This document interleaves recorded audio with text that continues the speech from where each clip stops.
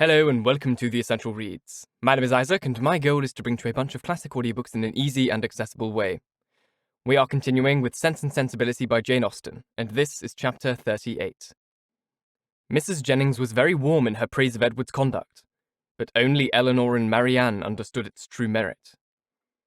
They only knew how little he had had to tempt him to be disobedient, and how small was the consolation, beyond the consciousness of doing right, that could remain to him in the loss of friends and fortune. Elanor gloried in his integrity, and Marianne forgave all his offences in compassion for his punishment. But though confidence between them was, by this public discovery, restored to its proper state, it was not a subject on which either of them were fond of dwelling when alone. Elanor avoided it upon principle, as tending to fix still more upon her thoughts by the too warm, too positive assurances of Marianne, that belief of Edward's continued affection for herself which she rather wished to do away. And Marianne's courage soon failed her in trying to converse upon a topic which always left her more dissatisfied with herself than ever, by the comparison it necessarily produced between Eleanor's conduct and her own.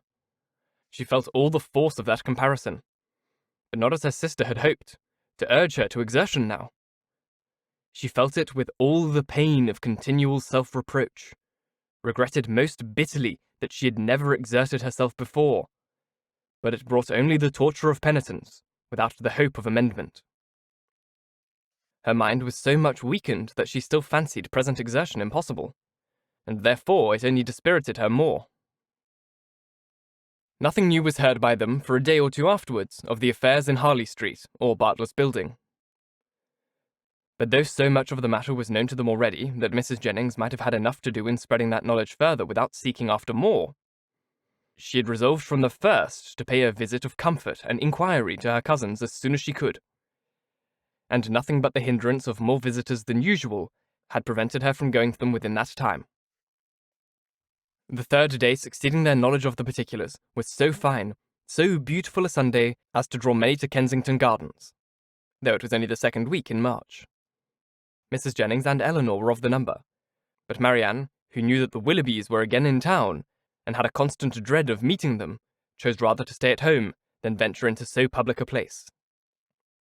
An intimate acquaintance of Mrs. Jennings joined them soon after they entered the gardens, and Elanor was not sorry that by her continuing with them and engaging all Mrs. Jennings' conversation, she was herself left to quiet reflection. She saw nothing of the Willoughbys, nothing of Edward, and for some time nothing of anybody who could by any chance, whether grave or gay, be interesting to her. But at last she found herself with some surprise accosted by Miss Steele, who, though looking rather shy, expressed great satisfaction in meeting them, and on receiving encouragement from the particular kindness of Mrs. Jennings, left her own party for a short time to join theirs. Mrs. Jennings immediately whispered to Elanor, "Get it out of her, my dear. She will tell you anything if you ask. You see, I cannot leave Mrs. Clark." It was lucky, however, for Mrs. Jennings' curiosity, and Eleanor's too, that she would tell anything without being asked, for nothing otherwise would have been learnt. "I'm so glad to meet you," said Miss Steele, taking her familiarly by the arm, "for I wanted to see you of all things in the world." And then, lowering her voice, "I suppose Mrs. Jennings has heard all about it. Is she angry?" "Not at all, I believe, with you." "That is a good thing. And Lady Middleton, is she angry?" "I cannot suppose it possible that she should." "Oh, I'm monstrous glad of it. Good gracious! I've had such a time of it. I never saw Lucy in such a rage all my life. She vowed at first she would never trim me up a new bonnet, nor do anything else for me again so long as she lived. But now she is quite come to, and we are as good friends as ever. Look, she made me this little bow to my hat, and put in the feather last night.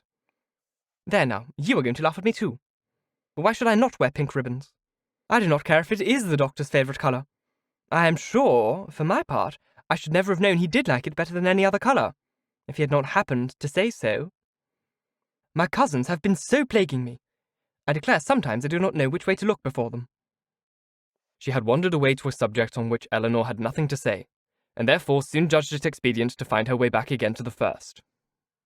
"Well, but Miss Dashwood," speaking triumphantly, "people may say what they choose about Mr. Ferrars declaring he would not have Lucy, for it is no such thing, I can tell you, and it's quite a shame for such ill-natured reports to be spread about. Whatever Lucy might think about it herself, you know, it was no business of other people to set it down for certain. I've never heard anything of the kind hinted at before, I assure you, said Elanor. Oh, did you not? But it was said. I know very well by more than one. For Miss Godby told Miss Sparks that nobody in their senses could expect Mr. Ferrars to give up a woman like Miss Morton with £30,000 to her fortune for Miss Lucy Steele that had nothing at all. And I had it from Miss Sparks myself. And besides that, my cousin Richard said himself that when it came to the point he was afraid Mr. Ferrars would be off, and when Edward did not come near us for 3 days I could not tell what to think myself. And I believe in my heart Lucy gave it up all for lost. For we came from your brother's Wednesday, and we saw nothing of him not all Thursday, Friday, and Saturday, and did not know what was become with him. Once Lucy thought to write to him, but then her spirit rose against that. However, this morning he came just as we came home from church, and then it all came out how he had been sent for Wednesday to Harley Street, and been talked to by his mother and all of them, and how he had declared before them all that he loved nobody but Lucy, and nobody but Lucy would he have. And how he had been so worried by what passed that as soon as he had went away from his mother's house, he had got upon his horse and ridden into the country somewhere or other. And how he had stayed about at an inn all Thursday and Friday on purpose to get the better of it. And after thinking it all over and over again, he said, it seems to him now as if, now he has no fortune, and no nothing at all, it would be quite unkind to keep her on the engagement, because it must be for her a loss. For he has nothing but £2,000, and no hope of anything else. And if he was to go into orders, as he had some thoughts, he could get nothing but a curacy. And how was they to live on that? He could not bear to think of her doing no better, and so he begged, if she had the least mind for it, to put an end to the matter directly, and leave him to shift for himself. I heard him say all this as plainly as could possibly be, and it was entirely for her sake, and upon her account, that he said a word about being off, and not upon his own. I would take my oath he never dropped a syllable of being tired of her or wishing to marry Miss Morton, or anything like it. But to be sure, Lucy would not give ear to such kind of talking, so she told him directly, with a great deal about sweet and love, you know, and all that. Oh, no, one can't repeat such kind of things, you know. She told him directly that she had not the least mind in the world to be off, for she could live with him upon a trifle, and how little soever he might have, she should be very glad to have it all, you know, or something of the kind. So then he was monstrous happy, and talked on some time about what they should do, and they agreed he should take orders directly, and they must wait to be married until he got a living. And just then I could hear no more, for my cousin called from below to tell me Mrs. Richardson was come in her coach, and would take one of us to Kensington Gardens. So I was forced to go into the room and interrupt them, to ask Lucy if she would like to go, but she did not care to leave Edward. So I just ran upstairs, put on a pair of silk stockings, and came off with the Richardsons. I do not understand what you mean by interrupting them, said Elanor. You were all in the same room together, were you not? No, indeed, not us. La! Miss Dashwood, did you think people make love when anybody else is by? For shame! To be sure, you must know better than that. No, they were shut up in the drawing-room together, and all I heard was only by listening at the door. How? Cried Elanor. Have you been repeating to me what you only learnt yourself by listening at the door? I'm sorry I did not know it before, for I certainly would not have suffered you to give me particulars of a conversation which you ought not to have known yourself. How could you behave so unfairly by your sister? Oh, no, there is nothing in that. I only stood at the door and heard what I could. For I'm sure Lucy would have done just the same by me. For a year or two back, when Martha Sharp and I had many secrets together, she never made any bones of hiding in a closet or behind a chimney-board on purpose to hear what we said. Elanor tried to talk of something else, but Miss Steele could not be kept beyond a couple of minutes from what was utmost in her mind. Edward talks of going to Oxford soon, said she. But now he is lodging at number Pall Mall. What an ill-natured woman his mother is, ain't she? And your brother and sister were not very kind. However, I shan't say anything against them to you. And to be sure, they did send us home in their own chariot, which was more than I looked for. And for my part, I was all in a fright for fear your sister should ask us for the housewives she gave us a day or two before. But, however, nothing was said about them, and I took care to keep mine out of sight. Edward have got some business at Oxford, he says, so he must go there a time, and after that, as soon as he can light upon a bishop, he'll be ordained. I wonder what curacy he should get. Good gracious. Giggling as she spoke. I'd lay my life to know what my cousins would say when they hear of it. They will tell me I should write to the doctor to get Edward the curacy of his new living. I know they will, but I'm sure I should not do such a thing in the world. La, I shall say directly. I wonder how you could think of such a thing. I write to the doctor indeed. It is a comfort to be prepared against the worst. You've got your answer already. Miss Steele was going to reply on the same subject, but the approach of her own party made another more necessary. Oh la, here come the Richardsons.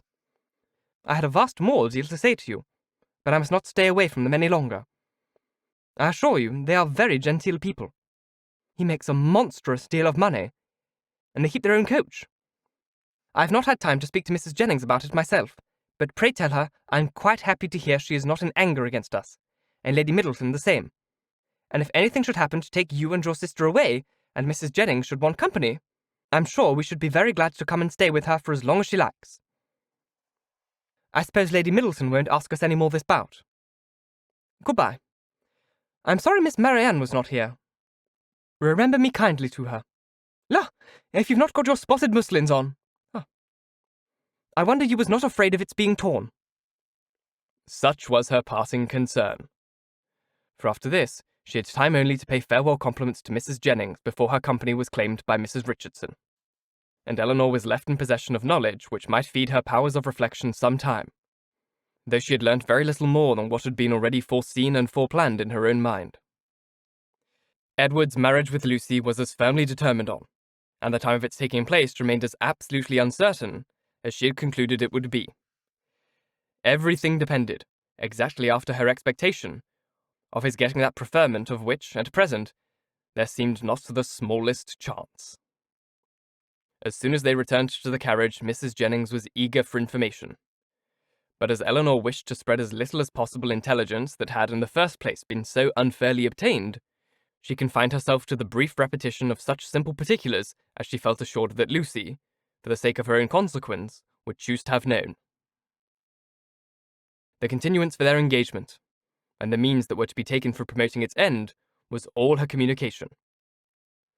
And this produced from Mrs. Jennings the following natural remark. Wait for his living? Aye, we all know how that will end. They will wait a 12-month, and finding no good comes of it, will set down upon a curacy of £50 a year with the interest of his £2,000 and what little matter Mr. Steele and Mr. Pratt can give her. They will then have a child. Then they will have a child every year. Lord help them, how poor they will be. I must see what I can give them towards furniture in their house. 2 maids and 2 men indeed, as I talked of t'other day. No, they must get a scout girl of all works. Betty's sister will never do for them now. The next morning brought Elanor a note by the 2-penny post from Lucy herself. It was as follows. Bartlett Building, March. I hope my dear Miss Dashwood will excuse the liberty I take of writing to her. But I know your friendship for me will make you pleased to hear such a good account of myself and my dear Edward after all the troubles we have went through lately. Therefore will make no apologies, but proceed to say, thank God, though we have suffered dreadfully, we are both quite well now, and as happy as we must always be in another's love. We've had great trials and great persecutions, but however, at the same time, gratefully acknowledge many friends, yourself not the least among them, whose great kindness I shall always thankfully remember, as will Edward too, who I have told of it. I'm sure you will be glad to hear, as likewise dear Mrs. Jennings, I spent 2 happy hours with him yesterday afternoon. He would not hear of our passing, though earnestly did I, as I thought my duty required, urged him to it for prudence sake, and would have parted forever on the spot would he consent to it. But he said he should never be, and he did not regard his mother's anger. But he said it should never be, and he did not regard his mother's anger while he could have my affection. Our prospects are very bright to be sure, but we must wait and hope for the best. He will be ordained shortly, and should it ever be in your power to recommend him to anybody that has a living to bestow, am very sure you will not forget us. And dear Mrs. Jennings, too, trust she will speak a good word for us to Sir John or Mr. Palmer, or any friend that may be available to assist us. Poor Anne was much to blame for what she did, but she did it for the best, so I say nothing. Hope Mrs. Jennings won't think it too much trouble to give us a call should she come this way any morning. 'Twould be a great kindness, and my cousins would be proud to know her. My paper reminds me to conclude, and begging to be most gratefully and respectfully remembered to her, and to Sir John and Lady Middleton, and to the dear children when you chance to see them. And love to Miss Marianne. I am, and C, and C. As soon as Elanor finished it, she performed what she concluded to be its writer's real design, by placing it in the hands of Mrs. Jennings, who read it aloud with many comments of satisfaction and praise. Very well indeed. How prettily she writes. Aye, that was quite proper to let him off if he would. That was just like Lucy. Ah, poor soul. I wish I could get him a living with all my heart. She calls me dear Mrs. Jennings, you see. She is a good-hearted girl as ever lived. Very well, upon my word. That sentence is very prettily turned. Yes, yes, I will go and see her, sure enough. How attentive she is to think of everybody. Thank you, my dear, for shewing it me. It is as pretty a letter as ever I saw, and does Lucy's head and heart great credit. Thank you so very much for listening. If you enjoyed, please like, comment, share, all that jazz, and if you really enjoyed, do subscribe because there is more to come.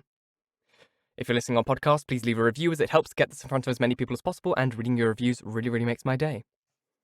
If you want to support the show further, there is a Ko-Fi link just here on the screen, or a link directly in the description box. It is just a fantastic direct way to support me here, and really means the world. You can also just donate directly in the comment section on YouTube if you're watching there. And yeah, it's just a fantastic way to support the show. Once again, thank you so very much for listening, and until next time, bye-bye.